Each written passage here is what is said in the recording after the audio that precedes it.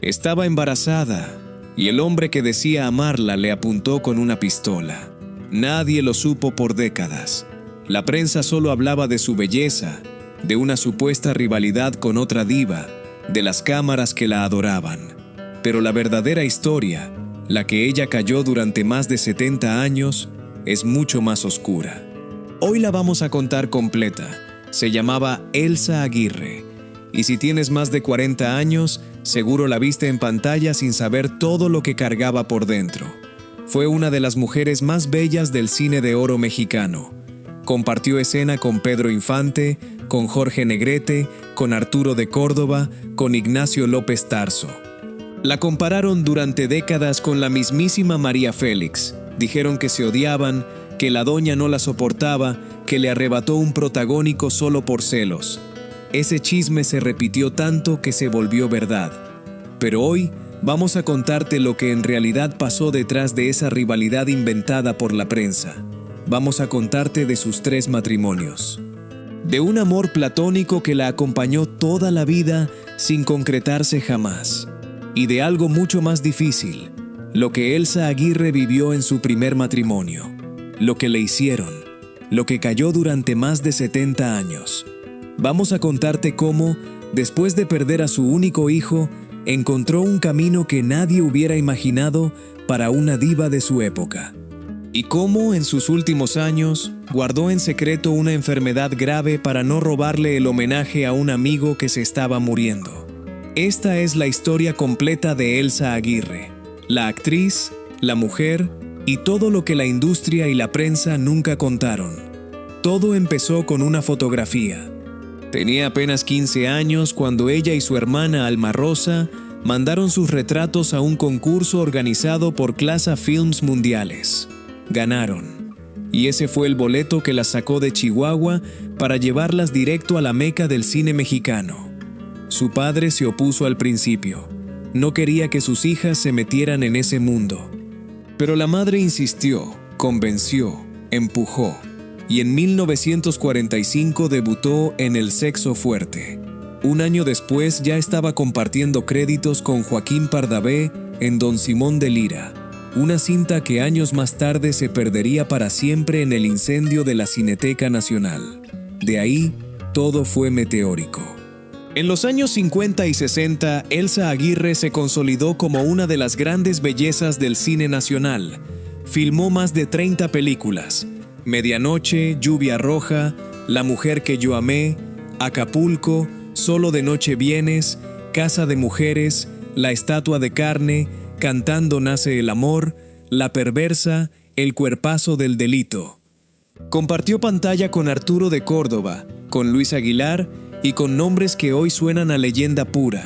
Pero hay 3 hombres que marcaron su historia sentimental para siempre, y ninguno de los 3 terminó como ella hubiera querido. El primero fue Jorge Negrete.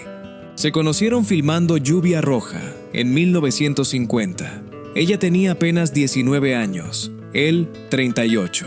El romance empezó con serenatas y flores, pero Negrete quiso convertir el noviazgo en otra cosa. Le mandaba libros para comentarlos después, como si ella fuera su alumna y él su maestro. Elsa se cansó de esa dinámica. Yo quería un novio, no un profesor, dijo. Terminó la relación a los 5 meses. Poco después, Jorge Negrete se casó con María Félix, y ahí nació uno de los mitos más repetidos del cine de oro, que la doña y Elsa Aguirre se odiaban, que había una guerra silenciosa entre las 2 mujeres más bellas de México, que María Félix habría movido hilos para sacar a Elsa de la película La Cucaracha, donde originalmente interpretaría a la Mayoya, supuestamente porque no quería compartir cámara con una rival más joven y más comentada por su belleza. La propia Elsa lloró cuando la sacaron de esa película. Lo reconoció ella misma, pero también desmintió una y otra vez que hubiera existido una enemistad real. En 2024, en una publicación en redes, escribió que nunca existió rencor con María Félix. Al contrario, dijo, hubo respeto y admiración mutua. Contó que solo coincidieron un par de veces en persona, que hasta les tomaron una fotografía juntas, ella de blanco, María de negro, y que la belleza y la personalidad de la doña terminaron por impactarla profundamente. Solo fuimos dos mujeres que amamos lo que hacíamos. En cada película dejamos un poco de nuestro corazón, escribió Elsa. El segundo hombre que marcó su historia fue Pedro Infante. En 1954 filmaron juntos Cuidado con el amor, la película que la acompañaría el resto de su vida. Ahí, frente a las cámaras, Infante le cantó 100 años, una escena que hasta hoy sigue viva en la memoria colectiva de México. Y lo que pocos saben es que, detrás de cámaras, Elsa estaba profundamente enamorada de él. Ella misma lo confesó años después. No iba al set a trabajar, iba a verlo a él. Esperaba con ilusión las escenas de beso. Deseaba que se repitieran una y otra vez. Pero también hay una anécdota que pocos conocen. Un día, Pedro Infante la sorprendió con un beso que ella no esperaba, sin maquillaje, sin estar lista, sin haberlo consentido. La respuesta de Elsa fue inmediata, una cachetada. Estaba enamorada de él, sí, pero eso no significaba que aceptaría cualquier cosa sin su consentimiento. Ese episodio dice mucho de quién era realmente Elsa Aguirre. Una mujer educada de forma conservadora, tanto que rechazó una propuesta del muralista Diego Rivera para posarla semidesnuda, pero que sabía poner límites incluso ante el galán más idolatrado de México. Y el tercero, el más silencioso de todos, fue Ignacio López Tarso. Se conocieron en 1957, filmando Vainilla, Bronce y Morir. Nunca hubo un romance formal, pero sí hubo algo que ninguno de los dos supo nombrar del todo. Desde que hice la película con él fue algo que quedó en nosotros. No sabría decirle qué, confesó Elsa años después. Sin vernos, todo el proceso de trabajo él hablaba muy bonito de mí y yo siempre lo recordaba con mucho cariño. Algo quedó que no fue. Sí hubo algo de amor, algo, pero no fue. Ese amor platónico, nunca dicho en persona, nunca convertido en relación, la acompañó durante casi 70 años. Hay incluso una anécdota curiosa de esos años de fama absoluta. Durante un viaje a La Habana, una mujer se le acercó y trató de conquistarla, tomándola de la mano.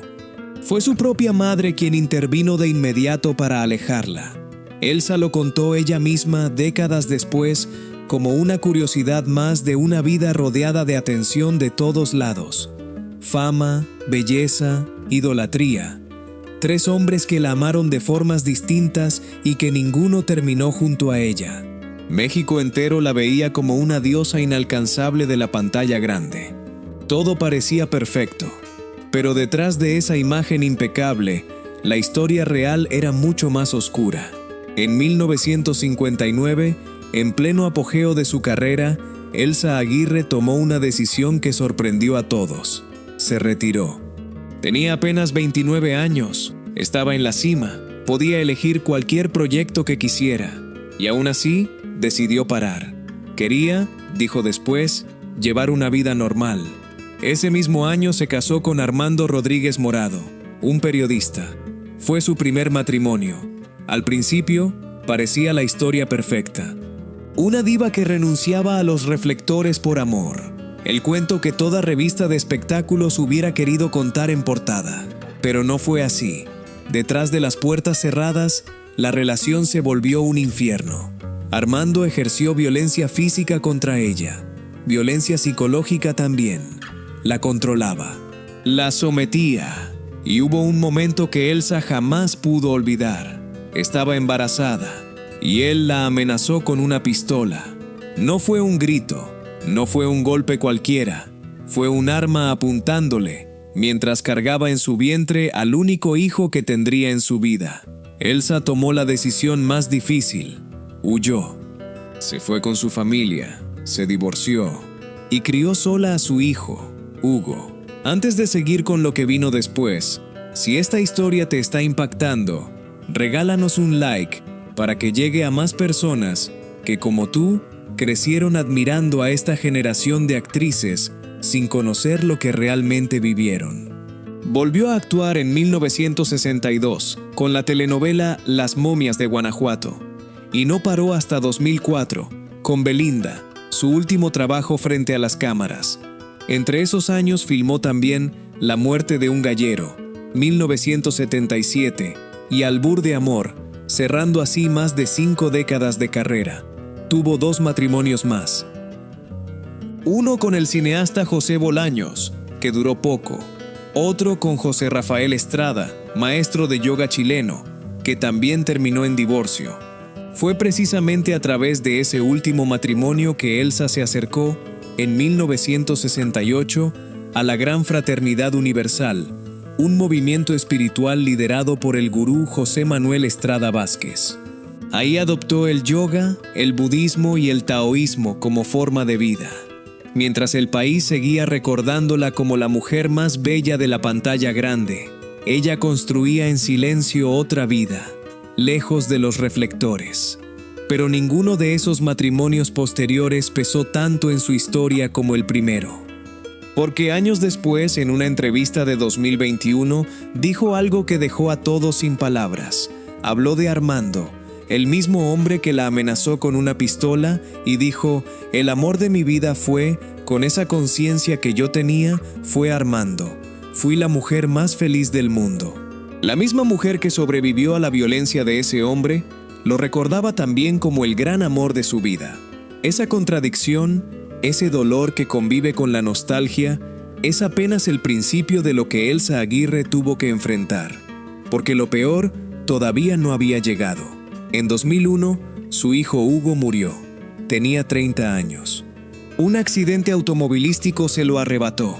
Era su único hijo, el que crió sola después de escapar de un matrimonio violento, el que llevó en el vientre cuando un hombre le apuntó con una pistola. Se fue.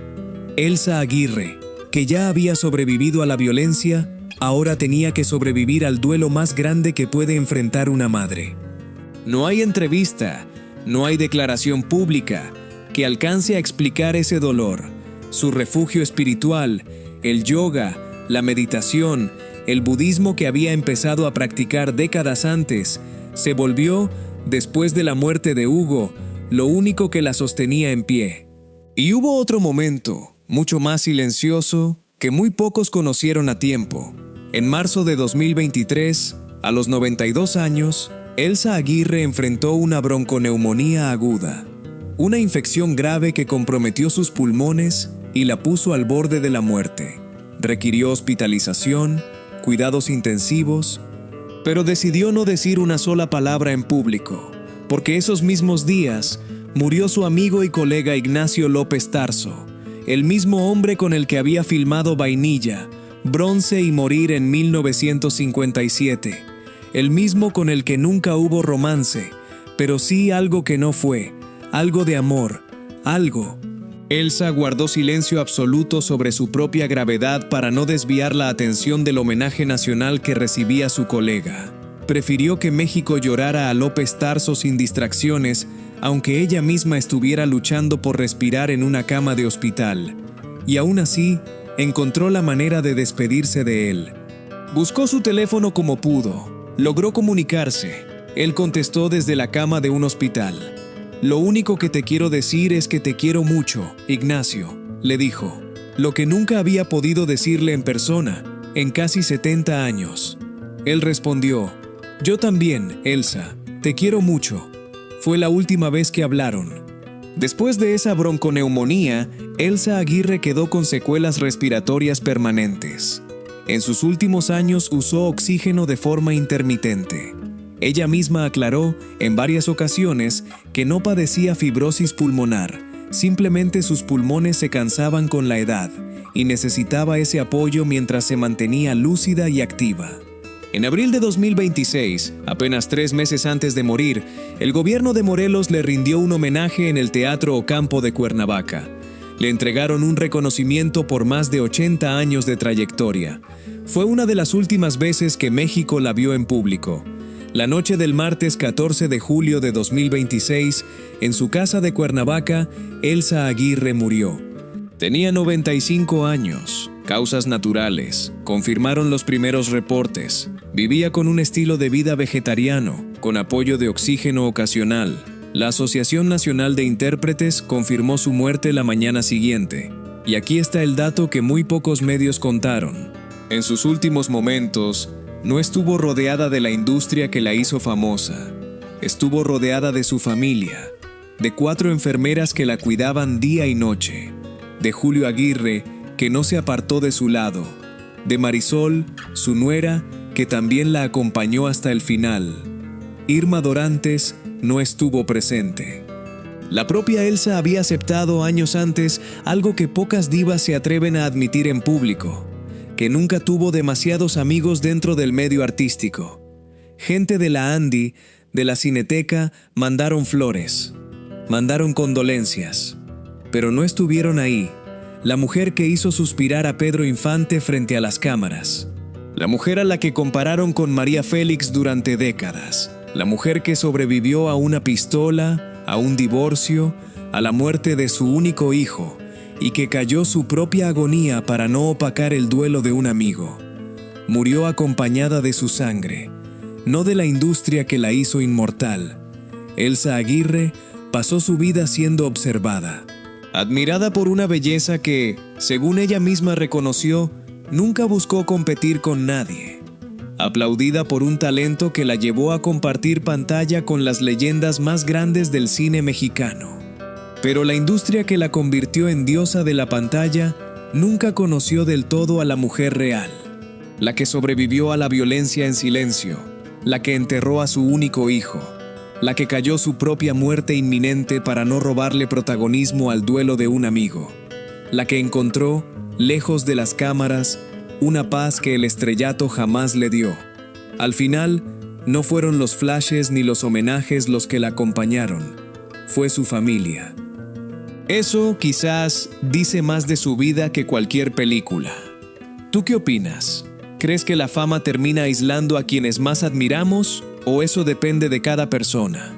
Comenta 1 si crees que la fama aísla, 2 si crees que depende de cada quien y cuéntanos, ¿cuál de estos datos de la vida de Elsa Aguirre no conocías? Coméntalo abajo.